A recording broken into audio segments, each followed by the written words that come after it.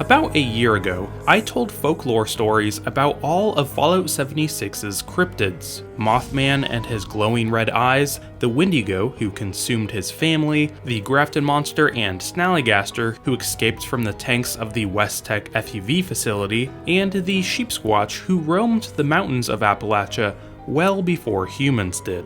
These stories are, in my opinion, the best in Fallout 76.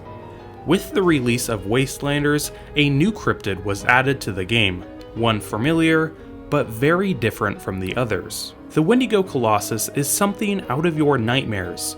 Dangerous, disfigured, gory, and obviously colossal in size. It and its Wendigo minions are the new apex predators in Appalachia, and in this video, we're going to find out how these creatures are created, where they come from, and how to bring them down. Entering Foundation and looking to our right, we get a miscellaneous quest to go talk to Maggie about the Monongah Mine. Hey there. The name's Maggie. I'm looking for someone to head into Monongah Mine for me. I'll pay for anything you can find about a man named Earl Williams. He was my pops. The mines have been closed up since before the war, but you look like the resourceful type. Think you can lend me a hand? Before we jump into this quest, let's get some background. Fair enough. What do you want to know? How did he end up in the Monongah Mine? He and some other townsfolk got some liquid courage one night and decided to go up to the mine. I knew that damn bourbon would be the end of him somehow. They kept going on about getting the last of what they could before that Deke Sykes from Hornwright Industrial closed up the mine. Well, that son of a bitch ended up blasting the entrance closed with everyone still inside. When did this happen? This was back in January of '76, after Hornwright cleaned out everything that they could from the mine. So, I'm not delusional. I know he's dead. It's been over 20 years, and if the hunger didn't get him, then I'm sure the radiation did. I hope he didn't suffer too much. What should I be looking for? Well, I'm not sure you'll find much more than some dead bodies, but if you happen to come across anything that belonged to my pops, I'd be grateful if you could bring it back to me. Is there something specific I should be looking for? Well, there is one thing. A pocket watch. My pops always carried it on him. If you find it, you'll know it's him. It's engraved and has a photo of us inside, so it should be easy to know it's the right one. Sounds straightforward enough. I will help you. Thanks. I appreciate it. I'll give you whatever I can spare. With that, we start the quest, Something Sentimental. Now we are off to the Monongah Mine. Approaching the mine, we find a garrison of mole miners.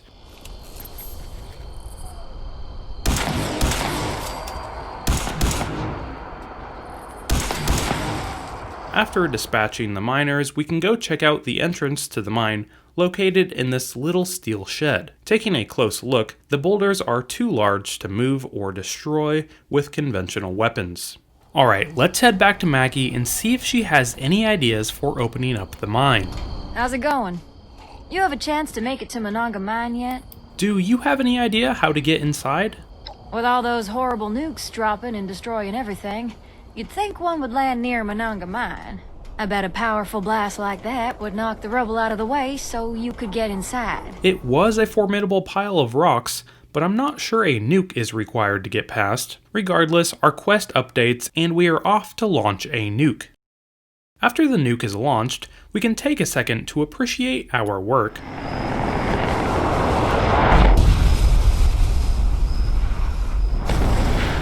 Heading into the blast zone, we find that the entrance is now open. Let's enter. Entering, we begin the quest, A Colossal Problem. Placed on an old oak barrel positioned across from the entrance, we can find the A Father's Goodbye holotape. Hey, Max. Listen. I know I messed up.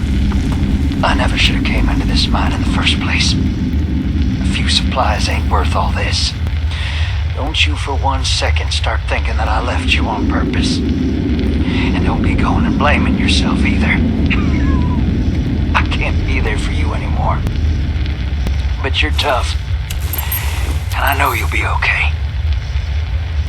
Never forget your pops loves you more than anything. A truly heartfelt goodbye from Earl Williams to his daughter. If anything, it seems like this would be a good thing to bring back to Maggie. I wonder how long Earl was down here. Maybe we can find some evidence of that as we move forward. But before we go any further, we can find a note in one of the lockers labeled Earl's Journal Number 1.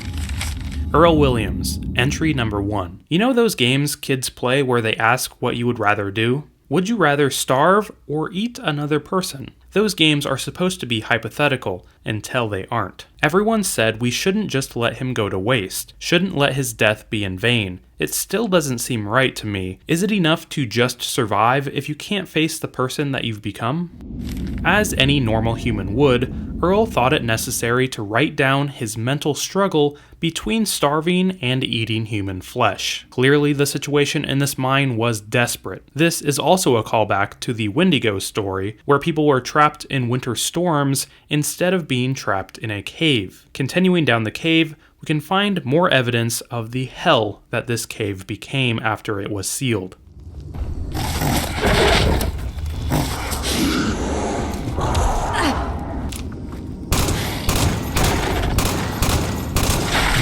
After taking out the Wendigo, we can check out the note labeled One Choice.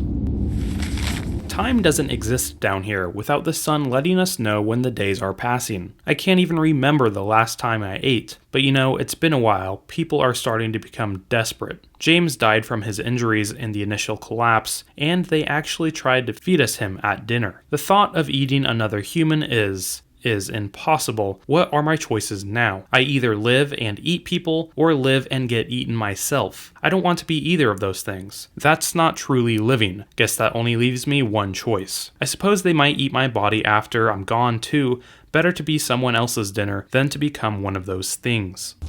So this guy makes a pretty good point. Eat human meat and risk becoming a Wendigo, or die of starvation and get eaten by Wendigos. And from the sounds of this note, the author decided to starve. And from the Wendigo inhabiting this little nook where we found the note, we can assume that he may have turned into a Wendigo after all. Continuing down this death chamber, we enter a large room, and we encounter two more Wendigos in the middle of eating mole miners.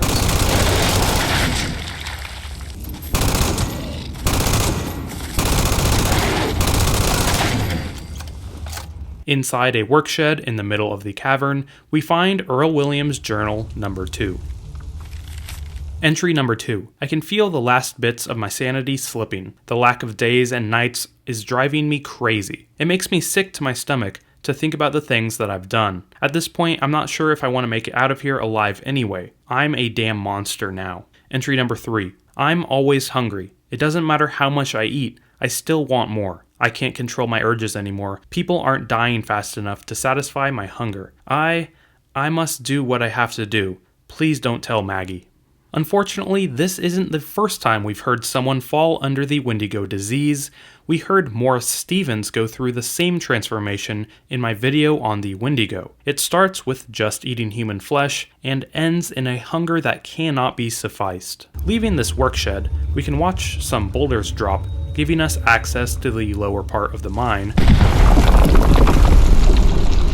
But before we enter the mine's lower depths, we can check out one more note placed just right of the newly opened shaft. Ghosts?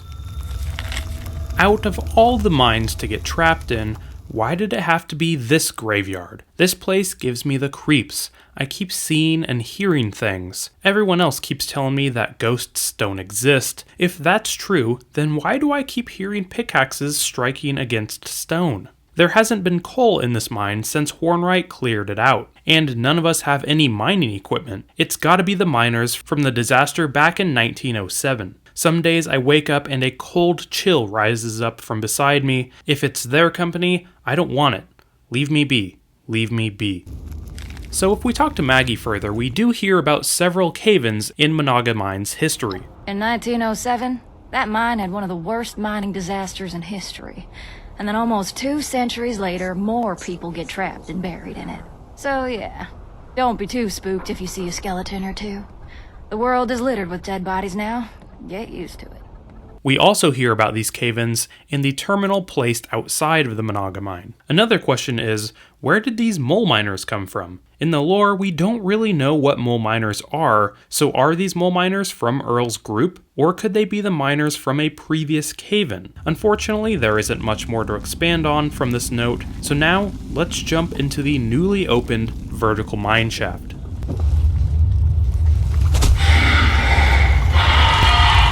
We land in piles of rotting meat. This gruesome scene can be used to describe the entire cavern down here. Death, gore, and what I imagine to be an unbearable smell covers every wall of this cavern. In the distance, we see movement. Moving closer, we can see a towering monstrosity, 3 heads that look to be pulling it in 3 separate directions, and all the ugliness we know from the Wendigo. This is Earl Williams, a Wendigo Colossus. And in order to receive the pocket watch for Maggie, we're going to have to take him down. There is a lot to look out for when facing off against a Wendigo Colossus, like its shriek that sends you running in the opposite direction, and sometimes into something pointy, and the goop that it spits out, but as long as you can work as a team, you should be able to take it down. We can now snag Earl's pocket watch as the mine begins to collapse once again. Running out of the mine, we can grab the end of dungeon chest behind a previously locked door and get the heck out of the mine. Heading back to Maggie, we can give her the bad news. I saw a blast go down near Monongah. What'd you find? I found the watch, but your father turned into a man-eating monster. Oh my god, I can't believe it. Pops didn't deserve that sort of fate. No one does. To think they had to resort to eating each other. All thanks to those damn hornrights. I need a nap or a refill. I'm glad you were able to put him to rest. He'll always be the man in this picture to me. The truth hurts, but it sounds like Maggie will always remember her father for what he was before he entered the mine that drunken night. With that, we finish the quest, Something Sentimental. So there you go. Another human tragedy caused by a big corporation in the Fallout universe. What did you guys think of the Wendigo Colossus? Personally, I really liked the inclusion of mechanics like the screech in the boss fight. It brings me hope for more things like that in future content. Alright, I hope everybody enjoyed the video. If you did, make sure to like and subscribe, and consider joining my channel's membership. You get a cool little cryptid symbol next to your name when you comment, and it goes a long way in supporting the channel, so thank you. Also follow me on Twitter, it's the best place you can keep in contact with me. But anyway, this has been Widgeon TV. Thanks for watching, guys.